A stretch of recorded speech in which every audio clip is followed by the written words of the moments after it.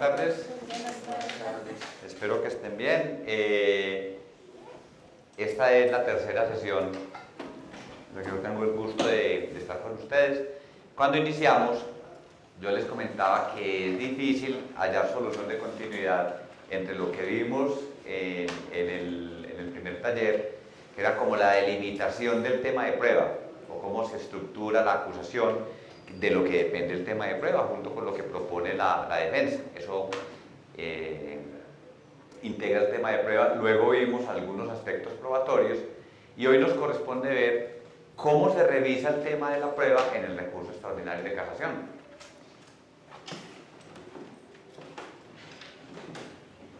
Esto, como decimos, está absolutamente ligado, como no puede ser de otra manera. Entonces, para ello, pues vamos a mirar un poco la estructura del recurso de casación en Colombia. ¿Ustedes tienen casación en México también, no? Lo que pasa es que nosotros llevamos la figura de amparo y abraza la casación. Ah, ok, acá está separado, sí. Sí. De alguna manera se parece en eso al modelo anglosajón, que va por certiorar y muchas cosas van a los tribunales superiores. Así es. Bueno, acá sí hay un recurso que es de naturaleza extraordinaria y apunta a que la Corte Suprema de Justicia, en este caso por la Sala de Casación Penal, pueda revisar ciertos aspectos de los fallos emitidos por los tribunales. Y entre esos aspectos, obviamente, está el tema de prueba. Entonces, el recurso de casación, pues partimos de la base de que es extraordinario. ¿Qué significa que sea extraordinario? Y yo creo que eso se asemeja bastante al régimen que ustedes tienen, es que no hace parte en estricto sentido de las instancias. Entonces, acá en Colombia, un caso lo conoce en primera instancia un juez, lo conoce en segunda instancia un tribunal y eventualmente llegará a la Corte por vía del recurso extraordinario, salvo los casos que conoce en primera instancia el tribunal, que son los casos seguidos en contra de funcionarios, por ejemplo, que conoce en segunda instancia la Corte y no tienen recurso de casación, y aquellos casos donde la Corte funge como única instancia. Bueno, eso ahora está siendo bastante movido porque se está creando una suerte de tribunal paralelo al de la Corte que va a conocer en primera instancia para que la Corte conozca en segunda, y esos casos no tendrían recurso extraordinario de casación. Entonces, el recurso extraordinario de casación, como está estructurado en estos momentos en Colombia, tiene tres causales. Yo les voy a pasar un resumencito de esto para que no tengan que desgastarse mucho ahí, porque lo que va a ser un recorrido muy somero y quiero que lo trabajemos mejor por ejercicios, para que eso nos permita recapitular el tema probatorio de la sesión pasada y complementarlo en algunos aspectos. Entonces, en la causal primera de casación tiene que ver con la violación directa de la ley. Violación directa de la ley sustancial. ¿Cuál es la característica de esta causal de casación? Que no se debaten los hechos. Uno, cuando va a hacer uso de este recurso por esta causal, lo que acepta, mire, los hechos son esos, yo no los voy a discutir. Lo que pasa es que a esos hechos le está mal aplicado el derecho. ¿Y por qué puede estar mal aplicado el derecho? Por los tres errores típicos en esta materia. Y es que yo me equivoque en la interpretación de la ley, me equivoque en cuanto aplico una ley que no es, o dejo de aplicar una ley que es. Son las tres variables que tiene esta causal.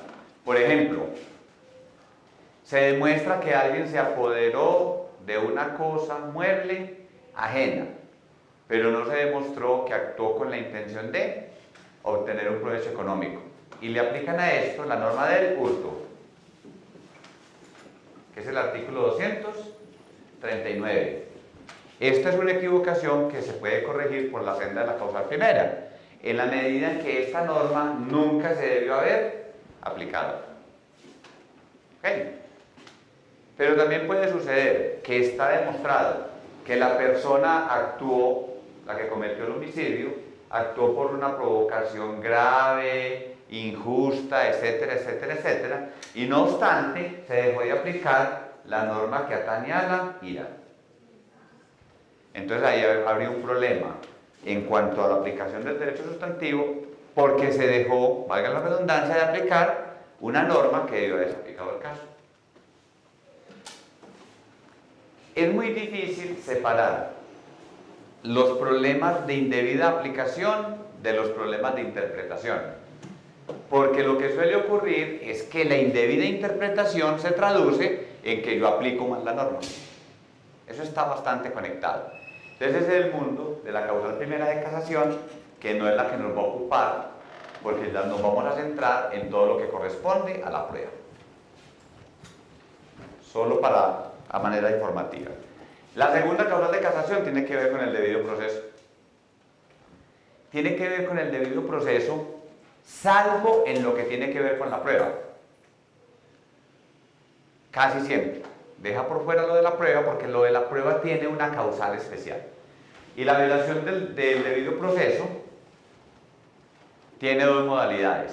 Porque se afecte la estructura o porque se violen las garantías.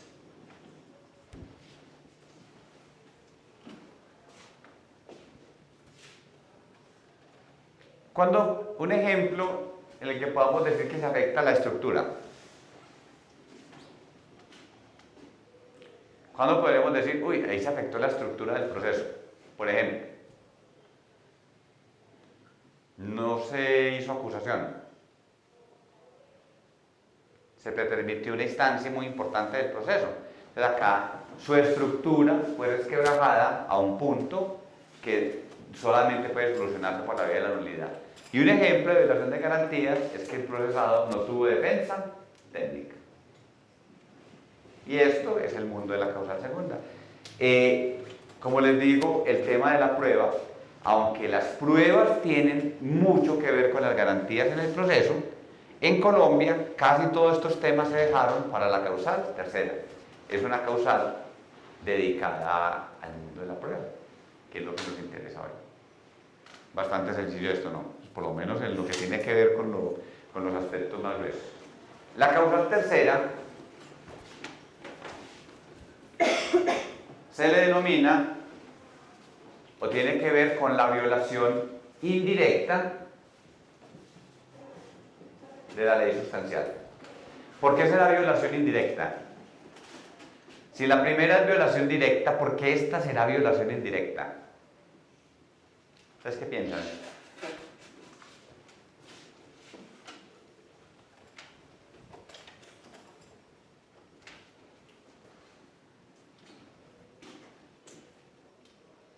Vamos a valorar un poco y creo que vamos a entender mejor. La violación indirecta, que puede ser por errores de derecho y por errores de hecho.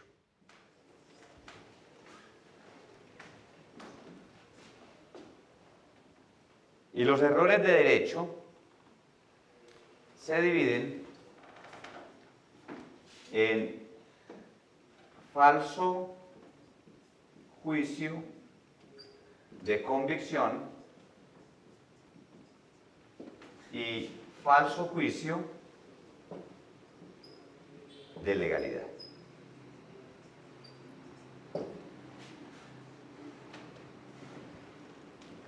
Ya uno puede adivinar que este es un universo bastante técnico, ¿no? Porque tienes que tener clara la causal, tienes que tener claro exactamente en qué consiste el error y explicar su trascendencia. Entonces, ¿cuándo se configura un falso juicio de convicción como error de derecho? Cuando la ley ha establecido una tarifa valorativa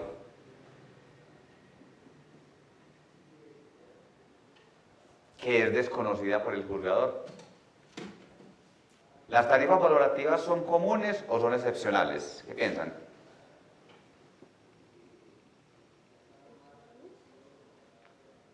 La valoración de la prueba está regida por el principio, por la libertad en la valoración sometido a la sana crítica. Luego, las tarifas son muy excepcionales. En tiempos pasados eran regímenes más tarifados, pero hoy en día eso es bastante excepcional. En Colombia, y esta es una circunstancia que está presente en Europa, por lo menos en toda la zona incidida por el Tribunal Europeo de Derechos Humanos, existe esta prohibición, y es la que está contemplada en el artículo 381, en la parte final, que la veíamos la sesión pasada, en materia de prueba de referencia. ¿Cuál es que es? La sentencia no puede estar basada exclusivamente en prueba de referencia. Luego, cuando el juez basa la condena exclusivamente en prueba de referencia, está violando esta suerte de tarifa, lo que en casación se puede corregir por la senda de la violación indirecta por error de derecho en la modalidad de falso juicio de convicción. ¿Y cuándo se presenta este fenómeno también? Cuando el juez inventa una tarifa que no existe. ¿Puede suceder o no? Por ejemplo, ¿cuándo podríamos decir que el juez se inventó una tarifa que no existe?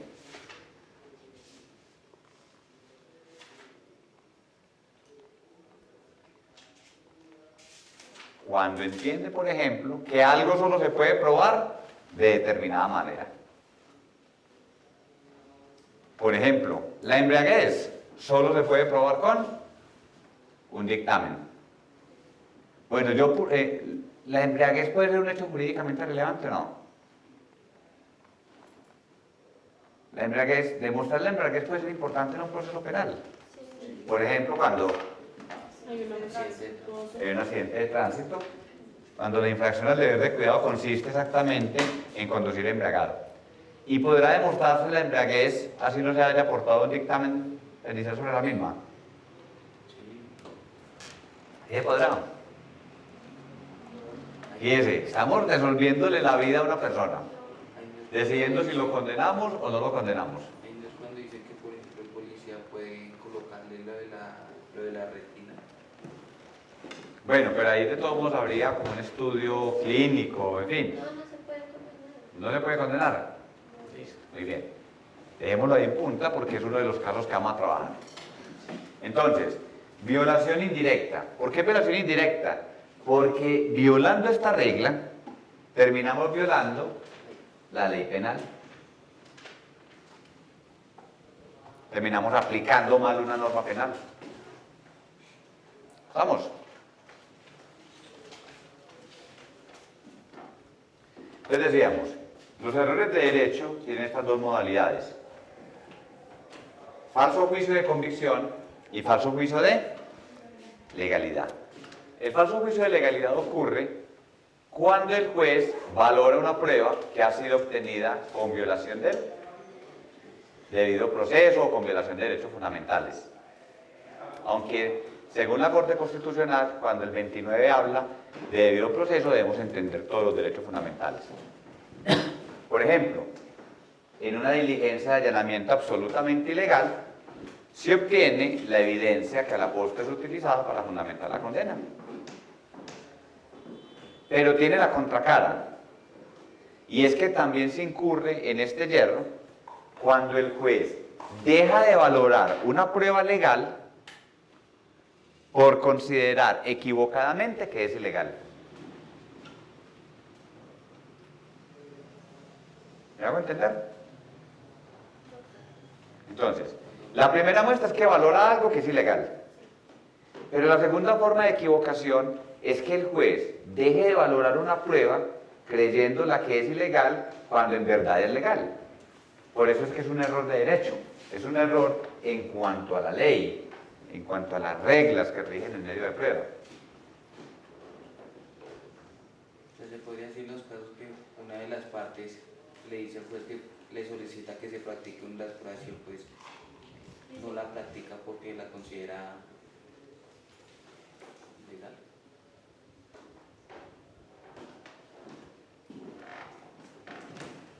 Ahí podría haber un fenómeno distinto y es una violación al derecho a la defensa. Porque fíjate que acá estamos ya en el mundo de la valoración. Y en el mundo de la valoración es de pruebas que ya fueron practicadas.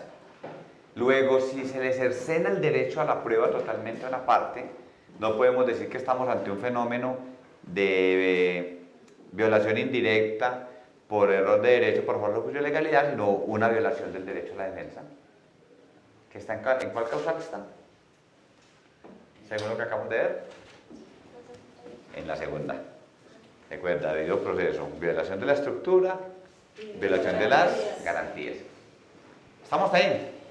O sea que en ese caso tiene que la prueba ya estar practicada.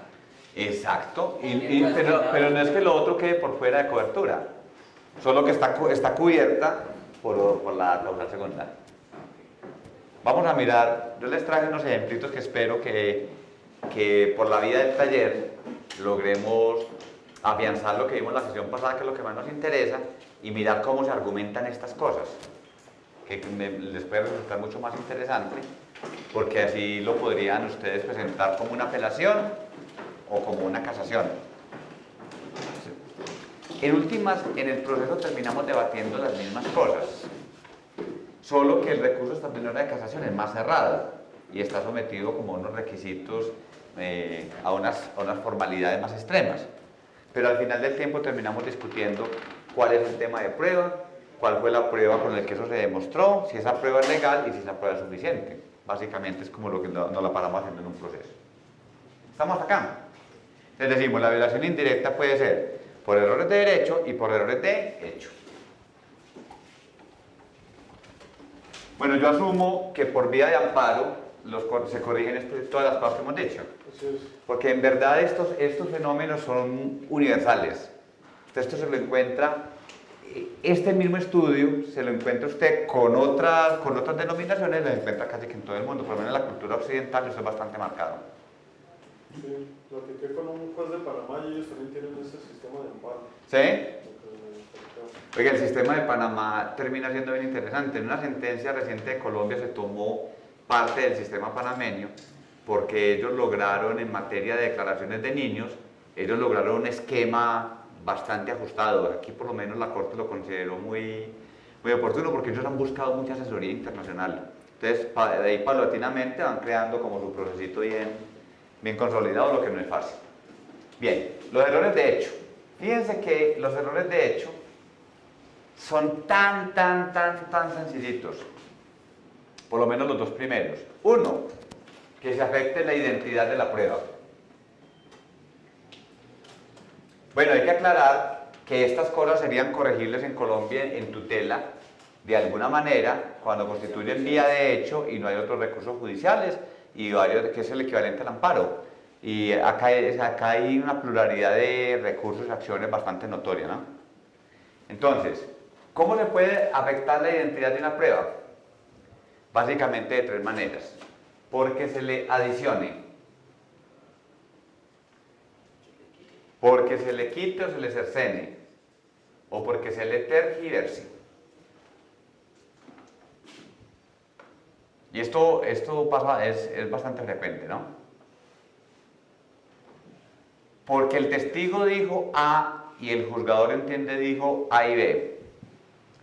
Porque el testigo dijo ABC y el juzgador dice AB. O porque el testigo dijo A y el juzgador entiende B. Este es un error bastante frecuente. Bastante frecuente. Segundo vicio, en cuanto a la existencia de la prueba. Creo que esto apunta a lo que querías trabajar ahorita. Y tiene dos vertientes. Que se suponga que una prueba existe, sin existir. O que se deje de valorar una prueba que existe. ¿Sencillo o no? Es decir, pues es posible que un juez suponga una prueba, que realmente eso le pasa mucho. Mire, nosotros tenemos una equivocación acá en el sistema, y es que en la audiencia de acusación se le lleva demasiada información al juez, lo que vamos a tener que corregir. La Corte ya se ha ido perfilando a corregir eso, pero eso es de los errores, sobre todo cuando uno viene de un sistema de permanencia de prueba, los operadores jurídicos tienden a cometer mucho este error. Porque en el sistema de permanencia de prueba, la declaración existe desde el primer día que se tomó y se mantiene por todo el proceso.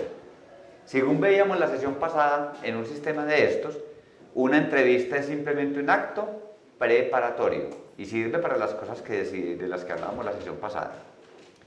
Entonces, en la acusación, muchas veces las partes le llevan al juez el contenido de las pruebas, pero esas pruebas al final no se practican y eso se queda en la cabeza del juez. Luego el juez, al momento de emitir sentencia, puede decir tranquilamente, es que esto lo declaró Margarita, pero tú revisas el proceso y Margarita, si bien la mencionaron en la acusación, nunca fue a juicio. Luego esa prueba no existe. Entonces eso es violación indirecta de la ley sustancial por error de hecho, por falso juicio de existencia. Pero también es posible que una prueba se haya practicado en el juicio y el juez no la valore. Es mucho más frecuente lo segundo que lo primero. ¿Y en el segundo sería el falso juicio de valoración de legalidad? No, sería violación indirecta de la ley sustancial por error de hecho, por falso juicio de existencia. Se incurre en el vicio por existencia porque usted se la invente o porque la desconozca. ¿Bien? Porque fíjate que el error está en cuanto a si existe o no existe. Solo que puede equivocarse uno en los dos sentidos que hemos planteado. ¿Ok? ¿Cómo estamos? Entonces, violación indirecta de la ley sustancial, error de hecho por falso juicio de identidad, violación indirecta de la ley sustancial, error de hecho por falso juicio de existencia. Hasta ahí sencillo el asunto. Les voy a dar un resumencito que les hice ya la carrerita con esto y trae ejemplitos para que, porque no queremos una sesión que es corta destinarla a estas cuestiones técnicas, sino que podamos debatir asuntos de prueba en ese contexto que ya se los voy a entregar. Bueno, ¿dónde está el asunto más complejo de los errores de hecho?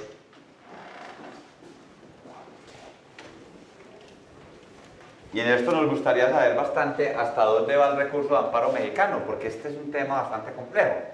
Entonces, cuando uno se equivoca en la identidad de la prueba, la cercena, la adiciona, eso es bastante perceptible, es como se puede objetivar. Cuando usted se inventa una prueba, eso es algo que se puede constatar. Cuando usted deja valorar una prueba, eso es algo que es casi que es palpable. Pero cuando usted se equivoca en la valoración, en Colombia, esto se llama el falso raciocinio. Y es cuando usted transgrede las reglas de la sana crítica. Y esto en verdad sí es una caja de Pandora.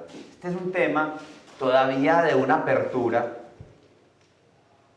porque lo que se ha desarrollado acá es que se incurre en este error cuando se violan los elementos que estructuran la sana crítica, entre los que se destacan las máximas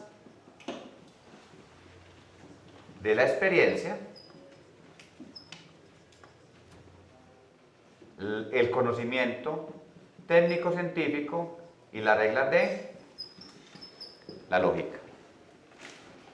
Y es que uno podrá advertir que de entrada este es un mundo absolutamente amplio y abstracto.